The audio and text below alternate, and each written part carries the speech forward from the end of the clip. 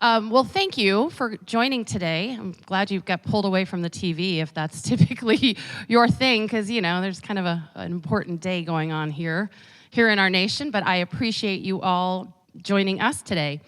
Chuck and I met back in the summer, and I had received a lot of feedback to this class. And they loved hearing, you guys all loved hearing from our directors and really hearing about the nuts and bolts of how we run the various departments. Ooh. Chuck and I were talking, because I had some people say, oh, I wish you would have gone a little bit deeper into who is on our board. And I wish we could have had more time with Scott. So as Chuck and I met, I proposed identifying a few areas that we could dive a little bit deeper in that's more at the strategy level. That's kind of the overarching thing that drives some of the work in the department. So that's what this class is going to be, or this session, I should say. So what you'll see is you've got me today. Next week, you'll have Scott for the full hour, and he's going to talk about all things sales and marketing.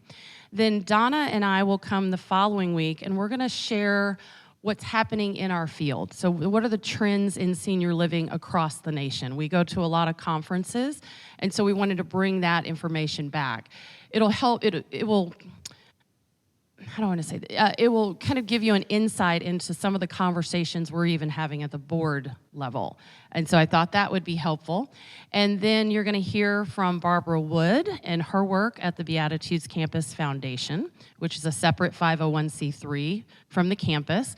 And then lastly, you will hear from David as our Chief Culture Officer and Cheryl Knupp as our HR VP. So kind of that larger strategy stuff that really kind of drives the day-to-day work here. That sound good? All right, perfect. All right, so let's talk just more about our campus governance structure. Yes, I'm your speaker. That just, it's me. Okay, I always like to start with our mission, vision, and values, because I start the same way when I am talking to prospects for our board of directors. I want to recruit people, and our board wants to recruit people who are smart in the business world, but have a true passion for the work we do. We don't want someone just padding their resume to say, oh, I got to serve on this board of directors. We want people who really believe in the work that we do and have the same servant leadership heart that all of us here have. So I always start with going over what our mission, vision, and our core values are. And I love it. I'm just going to read it out. I know you guys can read too, but I always just like to say them out loud. Our mission is to inspiring purpose and vibrancy in life's journey, live brightly, age boldly. Our vision is to foster an innovative community where people meet purpose and aging is transformed. And our core values that spell care, compassion, accountability, respect, and excellence. And we spend the first 15 minutes just talking about what those words mean here at Beatitudes Campus. So I always like to just start the same way. So as we go through, there we go, today, I'm going to touch a little bit on what good governance means. Anyone heard that term before, good governance? A few people. Phil has, probably because he's heard it from me.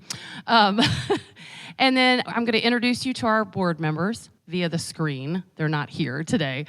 We're going to talk a little bit about how the board is structured with its committees and what those roles are on each of the committees. We'll talk a little bit about my partnership as CEO with the board of directors, and I've got a slide that kind of really lays that out on how we all work together in partnership. And then we're going to close with what the board members' expectations are. And what I mean by that is when I'm talking to new board members or we're working with our board of directors, we're always saying these are what the expectations are. I want you to come to the meeting prepared. We work very hard on putting together a board packet, and I usually have a 5-page CEO report. I want them reading that before they come in, so they're prepared to ask the right questions and we can have just more meaningful conversation. Sound like a plan? Okay. Who wants to read that? I'm kidding.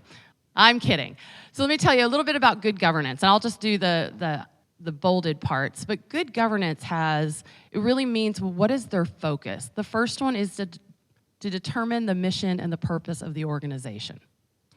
The other one is to select the chief executive officer. That would be me. We also want board members. Good governance practice is supporting and evaluating the chief executive officer. We want to have we want to ensure effective planning. It means also to monitor and strengthen programs and services, ensure adequate financial resources, protect the assets, and build a competent board, ensure legal and ethical integrity, and enhance the organization's public standing. So when we talk about good governance, those are all the items that we mean. And so we're looking for people to serve on our board of directors who can deliver on that, who have a passion for this work. Most importantly, though, board members have 3 duties that they need to do too: duty of care, duty of loyalty, and duty of obedience. So duty of care means that they have the legal responsibility to participate in making the decisions. That's the piece about show up, be prepared, let's have good conversation. Duty of loyalty, sometimes people might have a conflict of interest. We have some people on the board who have family members here. So when we ask them duty of loyalty, we ask them to take off that family member hat and really put on the organizational hat. I know many of you have served as president of the resident council. And if you have, you've had a conversation with me about this too, that you have to take off your own personal views and think of the organization as a whole. So that's the duty of loyalty. And then duty of obedience, they have the legal responsibility of ensuring the organization complies with all laws, whether they'd be federal, local, or state. So duty of care, duty of loyalty, and duty of obedience. I feel like in my 10 years here as CEO, I have the best board right now. Best board, I love it. A lot of my colleagues and I will talk about, sometimes boards ebbs and flows, right? This board asks the right questions, and sometimes they're hard questions. But as staff, that's what we need to hear. They're not here every day, so they can ask these broader questions that really make us take a step back. And so I'm excited to tell you a little bit about our board. So first, let's start with our executive committee. So going from left to right, Frank Reed is our chairman of the board. He moved into that role in May. In fact, all of these officers moved into that role in May. They have 2-year terms, and then typically the treasurer or chair-elect will move into the president role. So Frank Reed, a little bit about him. He works for Blue Cross Blue Shield. He has worked for Fortune 500 companies in the HR role, so he's very large corporate human resources. Right now at Blue Cross Blue Shield, he oversees all their DEI programs for them. Guy Berry, he is our chair-elect and also serving as treasurer. He is the youngest gentleman on our board and probably the sharpest, I will tell you. He is Chief Operating Officer for Redirect Health, which is a healthcare program, health insurance. Todd Sanders, he is the president and CEO of the Greater Phoenix Chamber of Commerce. Todd actually had his mother here at one point of time.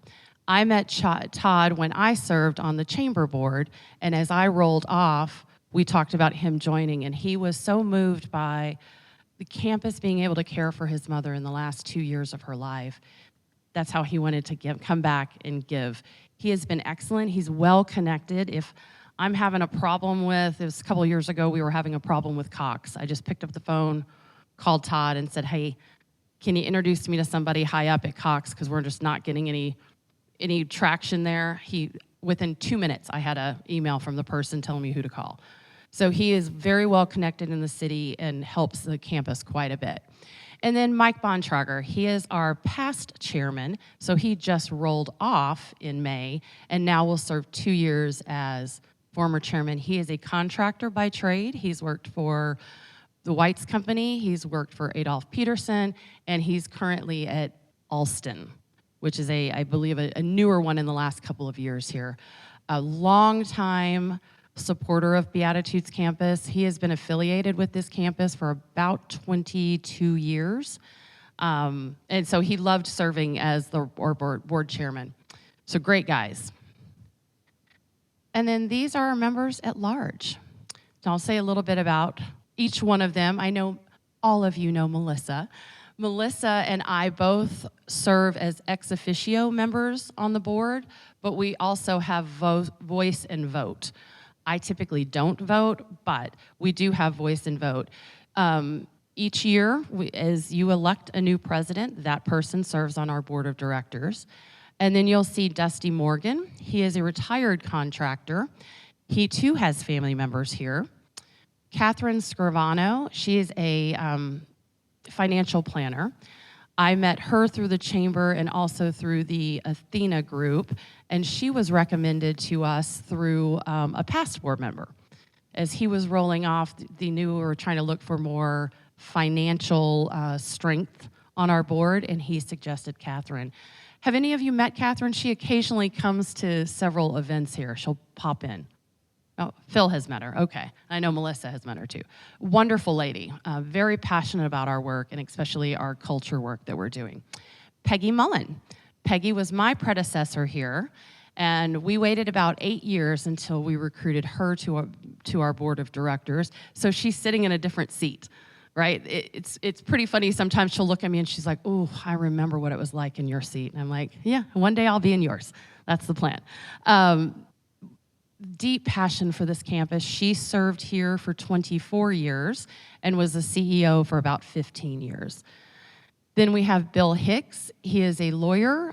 He was bond counsel. That's how we knew him. He came to us through Peggy Mullen when we recruited her. And he has been affiliated with the campus for about 20 years, but is in his 3rd year serving on our board of directors. We've got Kate Wells. Kate Wells also has a family member here.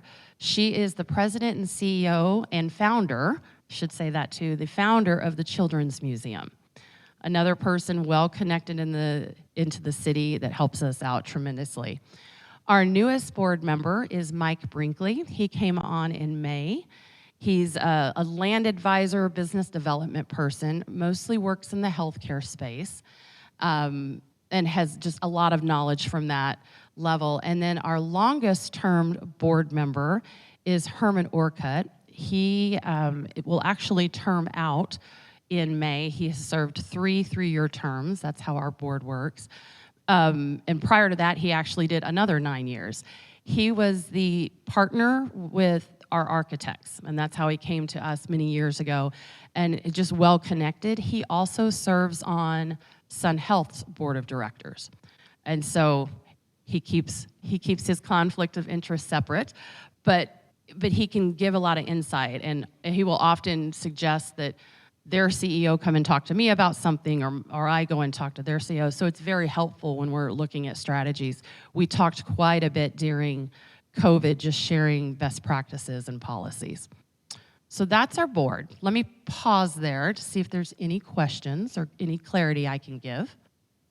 I threw you a curveball there, didn't I? No questions? Okay. I will keep going. So here's our board structure. So you have the board of directors, then you have the executive committee who acts on behalf of the board in between board meetings. So that's why they're kind of off to the side. I'm very careful that they're not the shadow board too. Like we only talk when there's something that comes up in between board meetings. They don't make just decisions all by themselves unless it's timely and they need to. But then you see all of our committees. So we have a strategic directions committee, an investment committee, a governance committee, and a finance committee. I'm below it because I sit on every single one of those committees, including the board of directors. So I report up through there. So I thought that would be helpful. Is that helpful? Can I see how we're structured? Okay. Let's talk a little bit. This is going to be a lot of info on slides, but it's the best way we could do this. Talk a little bit about the executive committee. So that was the 4 gentlemen that I highlighted at first. We meet every other month, so the the committees all meet in the off months of board meetings. So board meetings are every other month, committees meet in between, unless there's something special. That is the committee that's also responsible for my compensation and my evaluation. And then I do the rest of the teams. But they ensure continuity planning. We set strategies, or at least start talking about strategies in our executive committee meetings. And then they're my sounding board. So if there's something I'm struggling with here or want to work through something, they're the sounding board that I utilize for that. And as I said, they operate on behalf of the board in between board meetings. The Finance Committee. It too meets on the off months, so you can see it has the financial oversight of the entire organization. They also are responsible for hearing of the audit and any financial planning. So what the committees will do is do deeper work in the committee structures, and then we'll report out at our board meetings. Oftentimes, committees will make recommendations to the board to accept something. So we'll really work through something at a committee level and then take it through the board and vet it out there. And then you can see who serves on these committees. I would add that each committee also has a staff liaison. Clearly, I'm the board, the full board's liaison.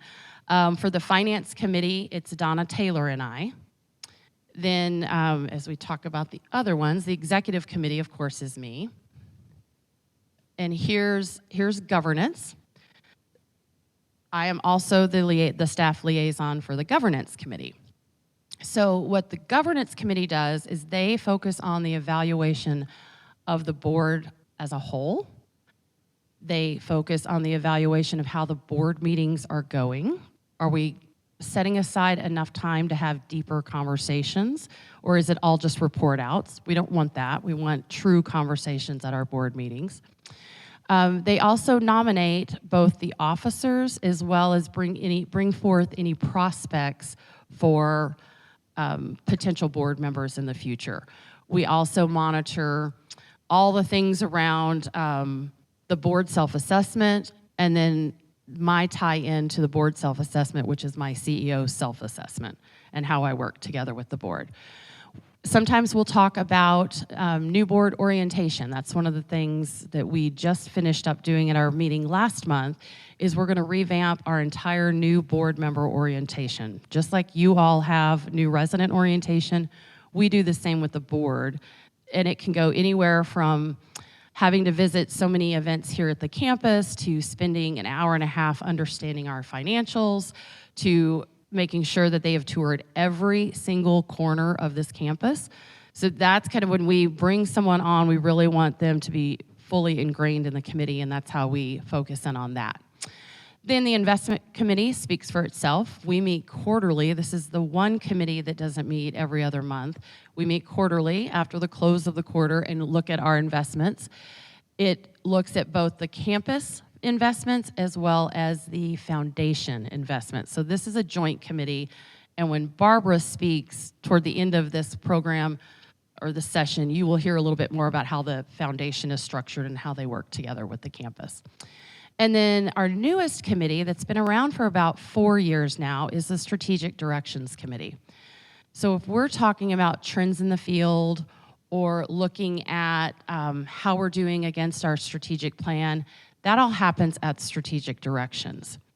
When we were speaking with the board about making the change in the healthcare center and exiting skilled nursing, we had multiple conversations, probably about 4 months of conversations with the Strategic Directions Committee, answering their questions. We'd have a meeting, they'd want us to go find out a few more things, we would gather all that, bring it back. That is how we use that committee. Anything that we're forward-looking is how we spend our time there. Donna and Scott are the staff liaisons for the Strategic Directions Committee. I serve on that committee, but have placed them as the liaisons. Investment, the staff liaisons are Barbara Wood and Ashley Black, our controller. And then I said I was the governance one. That give you a little bit of detail of what each of the committees do and their structure? Everyone still awake? Okay, that was a joke. All right, again, I know this is a lot of information, but I want you to try to take a look at that.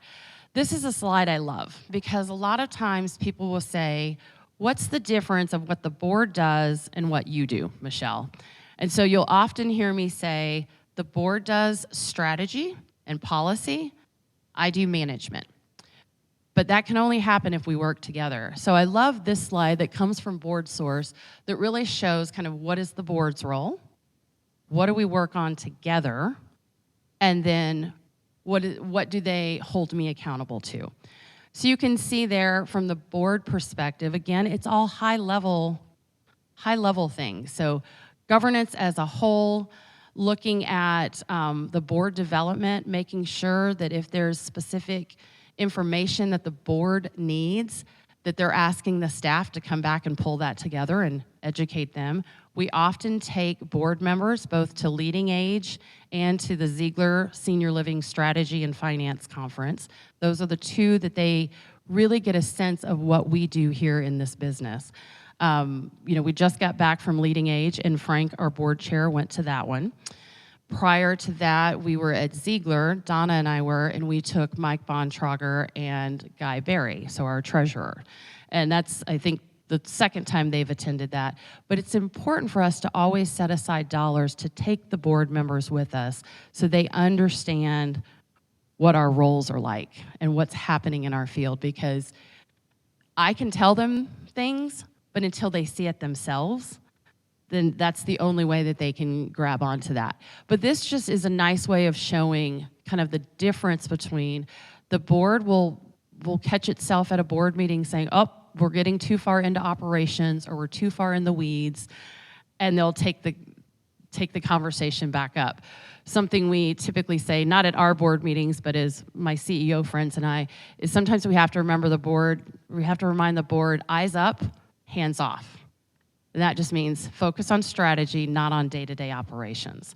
Now, I say that to say it's not that I don't want them in operations, but that's not what board governance is. That's not good governance, right? If you go back and think about what we talked about on the good governance side, it didn't say focus in on the day-to-day operations. They entrust that to me, and then I report back to them. That's why I typically have a 5-page CEO report that I ask them to read prior, because that's when it gets into what's happening in all of your lives. I try to make sure the mission piece is focused in on there too, not just all financial, because I want them to know that there has to be a balance all the time. So, thought we'd talk a little bit about then what is my role here. And again, when you look at this, you'll see mine are much more strategic too. They're not in the day-to-day operations. It's why we brought in a chief operating officer. That's Donna's role. That's not to say I don't want to hear from you, and if you're having a problem, I need to fix that. But the board wants my eyes up too. And coming out of COVID, we had all been eyes down the whole time, just trying to fight through it, that we knew coming out and getting us back on the right track, they needed my brain out on strategy again. And so my focus is making sure that we're committed to this mission each and every day. I lead the staff and I manage the organization through the staff. I need to exercise financial stewardship.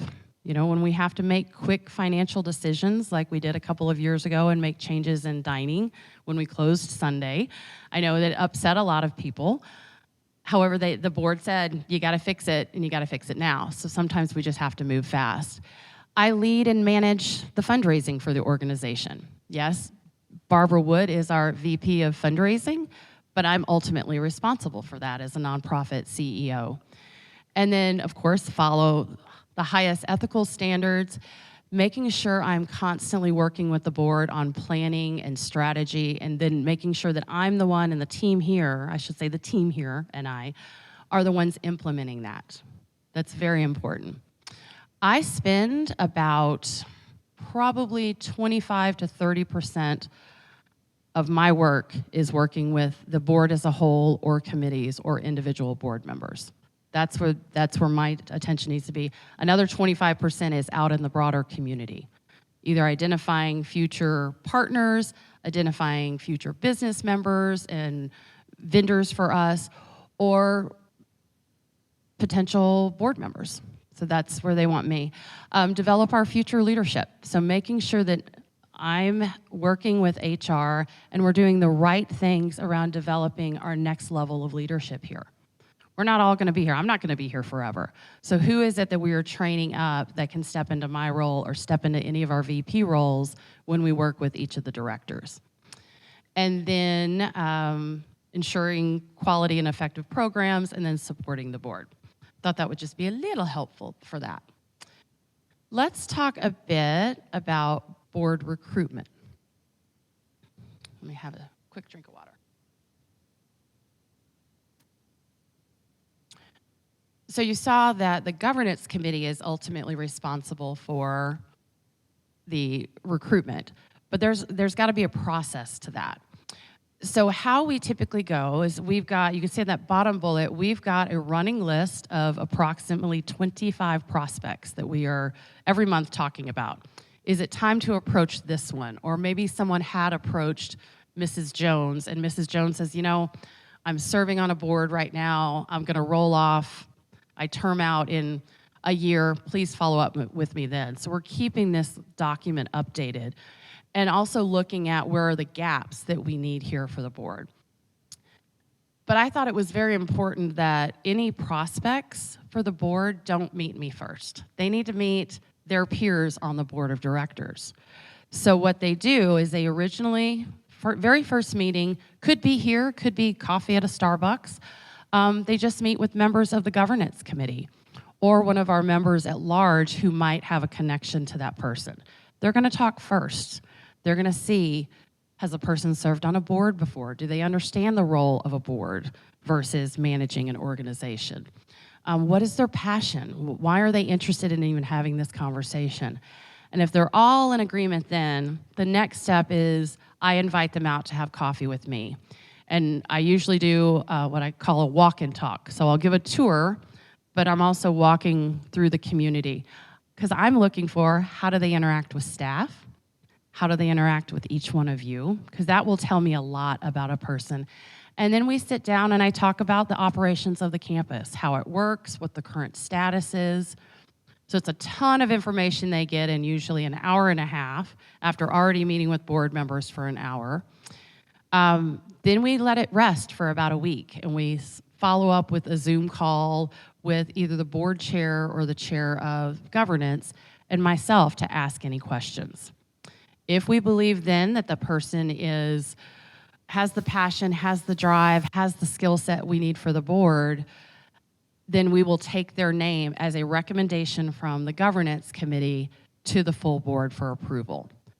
If that person is then approved, then we'll reach back out and say, we invite you to join our board of directors. So it's not just, okay, who raised their hand? I mean, that's lovely when you want to have volunteers, but this is a pretty special place and it's a pretty complicated place. So we want to find the right people who can lean in and help here at Beatitudes campus. Does that make sense? Is that helpful? Okay, good. So here, and this is more just for you to see, this is something, it's our board skill matrix, and this is something the governance committee uses quite often. It lists, as we bring in a new board member, we always ask them what strengths do they believe they're bringing. So they mark them all down, and then we keep this whole matrix. So when we're talking about new board members, we're looking at where are our gaps in here? Where are we too light that we know we need to be stronger? I had said at the last time we did this session was, we're still looking for financial acumen on this board. And it's a little difficult because after 2008, a lot of the banks who were placing people on boards have a whole new process on how they can serve on boards because of what happened in 2008 and all the banking crisis. So it's been a little bit more difficult, and then sometimes if they can serve on a board, they can't serve in any officer role when we might want them to be our board treasurer because they're looking at that in a closer way. But this is truly how we look at where do we want to go. We also look at where are we heading as an organization? How do we beef that up?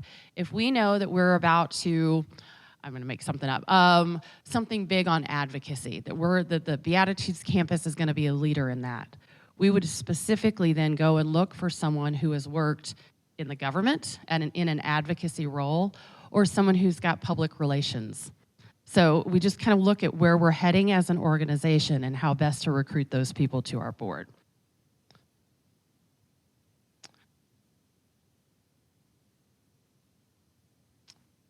All right, I put this here because it applies to both current board members, but it's also something I use when I'm talking to board prospects, kind of what the expectation is. You heard me talk about the importance of being prepared for meetings. The team works very hard to get the information out in front of the board in a timely fashion. We want them to read through all of that and be prepared with questions coming in. We do have certain items that go into a consent agenda. My CEO report and the resident council president's report is part of that with the current financials. But before we do a vote on that, I always highlight, they'll always ask me, is there anything I want to highlight or any updates to my CEO report, so they're getting the most up-to-date information. So the board, I said earlier, board meets every other month with committees meeting off months. We also ask them to take part in a board retreat, which we'll do every 1 to 2 years. Sometimes it's around setting new strategies for a new strategic plan. Sometimes it's just purely educational. Here are the top 5 things going on in the field that we need the board to have a deeper understanding about.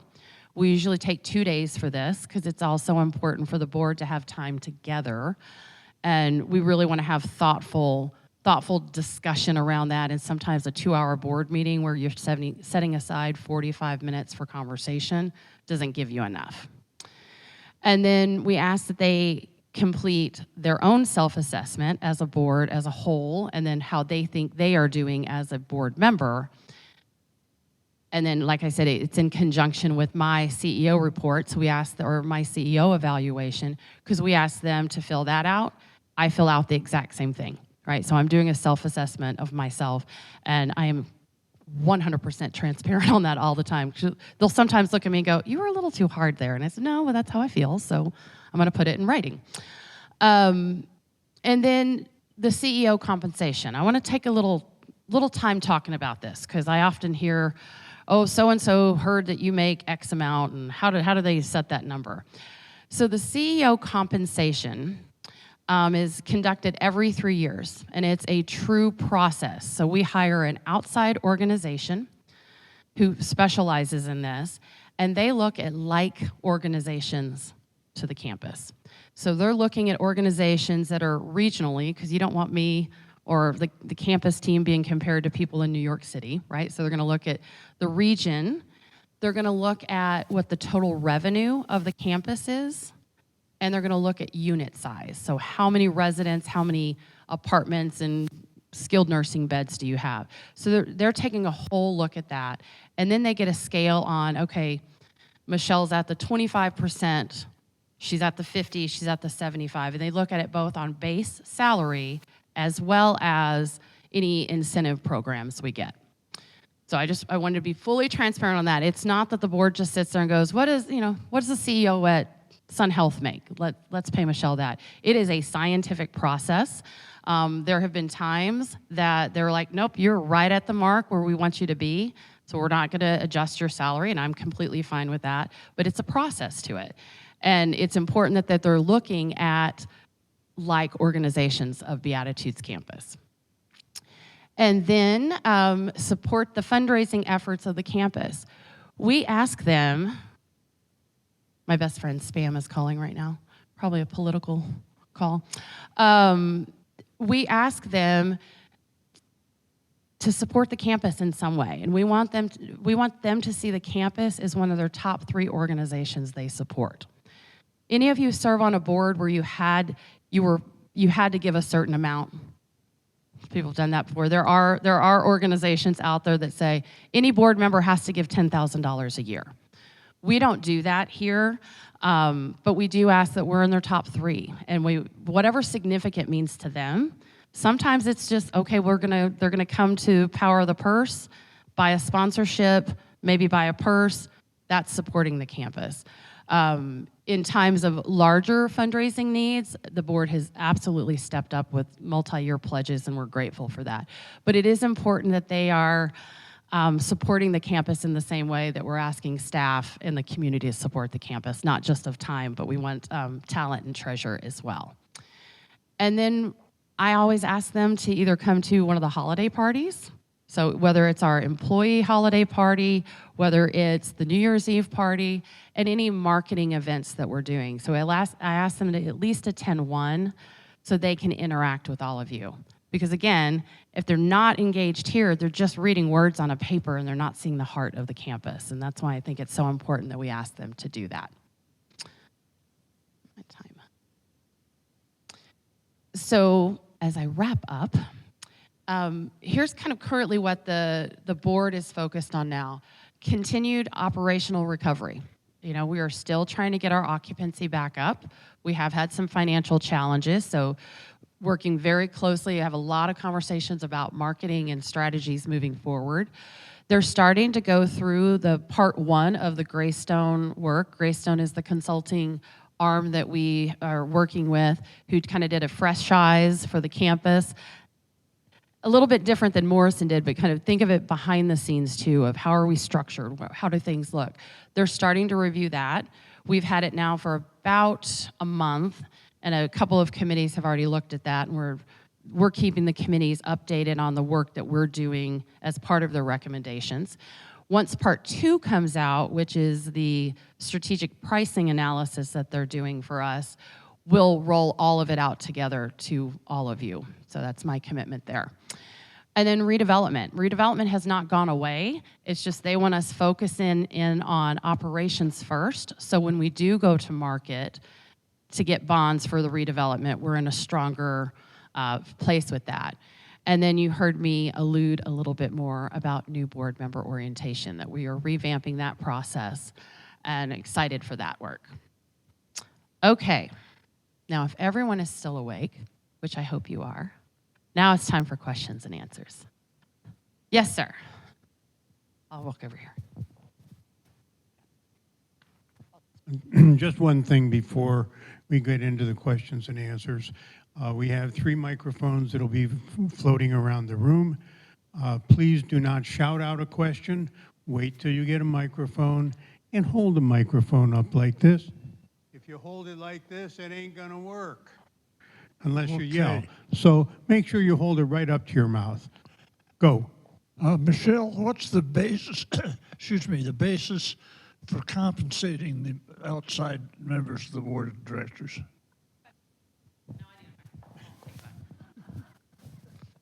Great question. His question was what's the basis of compensating? So we do not compensate our board of directors at all. It is purely a volunteer basis, which is also why we don't have a specific amount in fundraising that we ask them for either.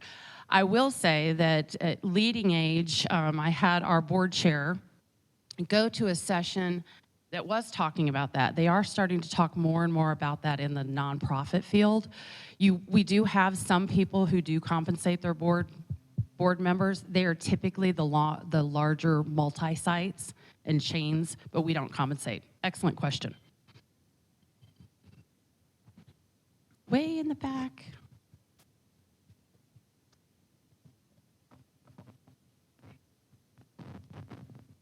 Thank you for your presentation, and I'm very grateful to be part of this community, considering some of my situation of my wife's health.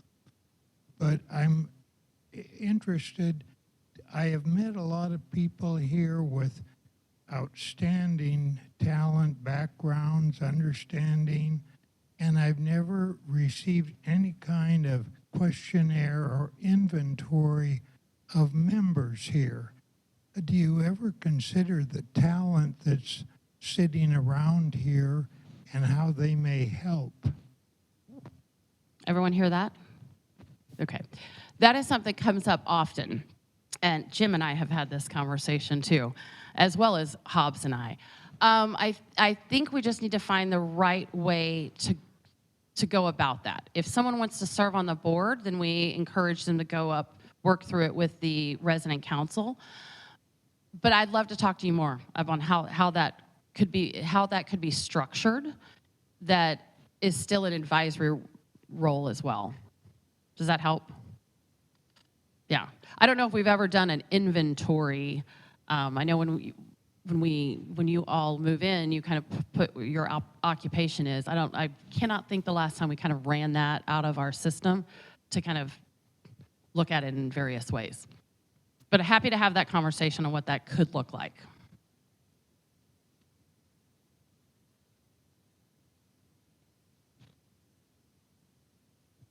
Wow. That was either really boring or or everyone's looking at their phones and seeing what's going on the news. And it's okay. When your compensation is decided upon, how does that relate to the compensation of directors on campus? Excellent question. So let me back up and add executives before we talk about directors, okay? So the process we use for me every 3 years, we do for the vice president, other chiefs and vice presidents every 5 to 7 years. That does a comprehensive study. Every year, though, beyond me, we look at all of our positions. HR does, Human Resources looks at all the positions and compares that to other leading age communities in a different fashion, so they don't have the same peer group that they use for me. So we look at what's the going rate for certified nurses assistants here in Phoenix and then also in the nonprofit world. So that gets reviewed every year, both for executives down minus me. Does that answer your question? Okay. I have another one, though. Yes, ma'am. And near the beginning, there was a slide that listed 3 values for board members, and the bottom one was obedience. And that I didn't know what on earth could obedience mean, and it turns out it's compliance to rules and laws. Don't you think obedience is not the right word? I agree it's a weird word, but that is a weird word that they use as part of the parliamentary thing. So yeah, that's just a term they use. I know it is a little weird. You would think it would be compliance, but they use obedience. It seems like most of our problems relate to enough help and trained help or getting the training done are a lot of our problems. And I wonder if Leading Edge provides enough help to help all places like ours to deal with the problems of the whole country, and that's providing enough help, getting how to get them and how to keep them and so on, train them. Yeah. And also, what about our added help from CoreWorks and the dietary Morrison's setup? Are they really able to provide us with additional help? Seems like we don't have it.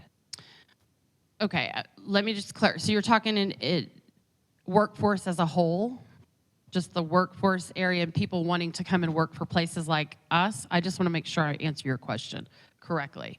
You're talking about just workforce as a whole? Okay, great question. I think not just senior living, but a lot of people in the workforce are still trying to figure out where they want to be. I will say Leading Age is about to launch a huge initiative around workforce and how do we do a better job of attracting people to this field. Not everyone's like me that decided at 5 years old I wanted to do this work. I mean, there are people who don't even consider this field. There are medical schools that don't even, or like the geriatric rotation might only be a week. So Leading Age as a national organization, and then we'll filter down through the states, and the states will filter to all of us, is you're going to hear us talking about the importance of immigration to get more people into the workforce, and how do we as a field, and when I say we, I don't just mean me, I mean all of you too, on how you can help people see what a rewarding work this is. So that's workforce as a whole, getting into senior living. I would say for CoreWorks and Morrison, they do a lot of training and recruitment and all of that too. It's just the nature of the business when it comes to dining services.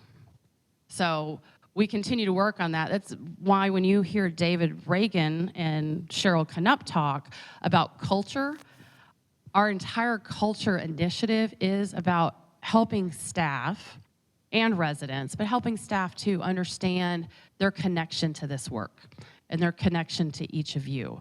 That's what that culture initiative is about, to really try to have people who just come here and want to stay, not get a little bit of experience and go to the next thing. We want people who want to stay and be a part of this. Does that answer some of your questions, Sally? Okay. Okay. Yeah, in process, but that's going to take a huge initiative. This is not a field that people tend to think about. I mean, I have a major in healthcare administration. For me to work in this business, I had to do I did a double minor in finance and gerontology, because gerontology was the only way I could get more senior living experience in a healthcare administration program.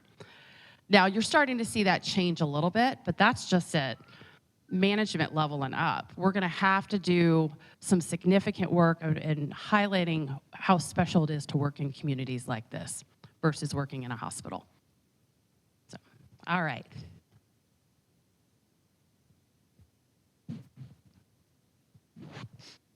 Would you elaborate a little bit on what entails in redevelopment? What is that? Yes, so redevelopment would be how we're going to eventually replace all these buildings, these older buildings on campus.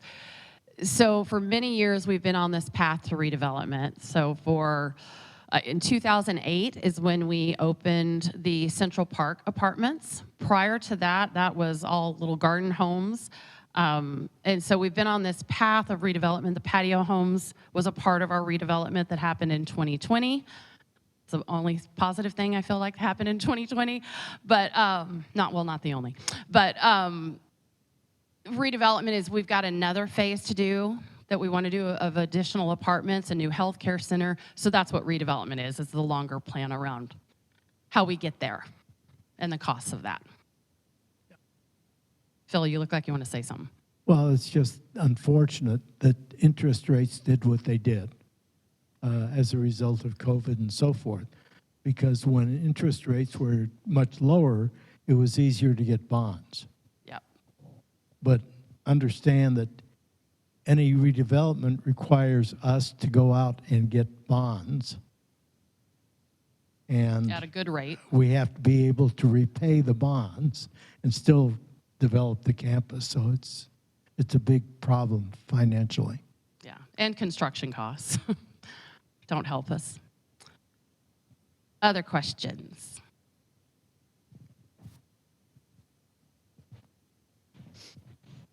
Not quite sure how to phrase this, but there seems to be sort of an overlay of financial problems all the time. And will there be somewhere in these presentations an overview of our financial standing? Great question. As part of this class, no. But as soon as we get our new budget approved, we will do a presentation that we did last year too, that talks about kind of where we stand overarching. And the path to that success, to get out of that, is to get occupancy where it needs to be. Back up in the 90s where we were prior to COVID, we were sitting at about 92% in our entrance fees and about 93% in rentals. We're currently sitting in the high 80s for both, or low 80s for one and high 80s for the other. That's why we're always talking about occupancy. That's what generates the revenue for the campus. So try the focus, when we keep talking about the focus on occupancy, it's for that reason right there. So, but yes, we will have a presentation, just not part of this class. I think Debbie has a question. Oh, sorry. I'm wondering about what the response is from our residents who have been in the hospital and need rehab services, and since we don't provide them anymore, what are you hearing? Mix. I mean, I think there have been some that liked the places that they had gone to. I know it makes it hard on spouses when you've got someone who can't come back right here. And I know that some of the preferred places that we had recommended had had a turn, and they didn't have the greatest experience. So we're continuing to monitor that as best we can. I can't say right now that I believe we'll go back into that, into skilled nursing anytime soon. We'll continue to monitor it. But yeah, we do try to hear it, and I know Nina works, if anyone needs to talk to Nina, she has been working with a lot of family members, whether it's a spouse or a family member, when someone has to go elsewhere, on the right questions to ask. She'll sit in on any care plan meetings at another organization if you ask her. She has done that for a couple of people too, just to help with that transition back. Great question. Yes, ma'am. If the money that comes in to the campus is from residents who pay rent and fees, why are we not considered customers and Fair. our feedback have the same import that customers would have in any other business that depends upon them, rather than being just advisory? Fair point. I believe that I think we do treat you as customers. I'd like to hear if you don't feel like that. I'd want to have that conversation. Yeah, happy to have more conversation around that. If that's is that the feeling? Let me just ask that. Is that the feeling as a whole? Because we'll do some work around that, if that's the case. Okay. I have a question about what seems to be the strategy of subcontracting or outsourcing as much as you can, and what is that doing to the culture of this campus if you continue to subcontract or outsource? So our strategy, great question. So the question was strategy around subcontracting. So the time that we made the CoreWorks move, we had some significant leadership transition at that point of time. It was also a time that workforce was hard, both on the roles within CoreWorks now, so maintenance, housekeeping, all of that, as well as trying to find the staff for the healthcare center, so clinical staff, that it was dividing up the time that we were trying to get both. So we made the decision to outsource CoreWorks. Morrison, when we've been with Morrison and subcontract with them from a management level for about 20 years. As we were in conversations with them, they're moving to the program where they own the whole thing. It's not that we want less staff, because that has been my concern too, that if we're subcontracting out 2 of our largest departments, what does that do for culture? That's the other reason why we have the culture initiative here too. As new people come on under either one of those programs, Morrison or CoreWork, they do their orientation, but they also do our orientation to make sure that the culture piece is still connected. If we feel like either of those programs are getting off kilter, we're leaning in pretty fast and talking to the management up high. So the timing of that was really just around workforce as a whole, and where the campus needed to pay its attention. And at the time, it was really focusing in on our clinical staff in a time where the field lost 200,000 clinicians in geriatrics. Does that answer your question a little bit? My question, I guess, is what does it do to the staff when you subcontract and you, what little I've heard from the staff, the people that are working for us as residents, is that they don't feel they're receiving the same kind of treatment that they received before they became part of the subcontractors' workforce. Okay. I had not heard that, so I'll lean into that. Okay, because I've heard it from several. Okay. In both areas? Yes. Okay. I had not heard that. That's why we try to, well, benefits might look a little different. They're still coming here, and we're still trying to keep them as part of our culture here, too. That's why when we do culture initiatives, it's not just Beatitudes Campus payrolled employees, it's us as a full community. But I will absolutely look into that, because I had not heard that. Sometimes change is hard, though, too. But if it's still continuing as they feel like it is now, or like this far into it, then that's something I need to look into. So thank you. Okay, I think I don't want to cut anyone off. Miss Sally? One comment, doesn't the staff that moves into one of the subcontracting situations continue to get a Christmas bonus?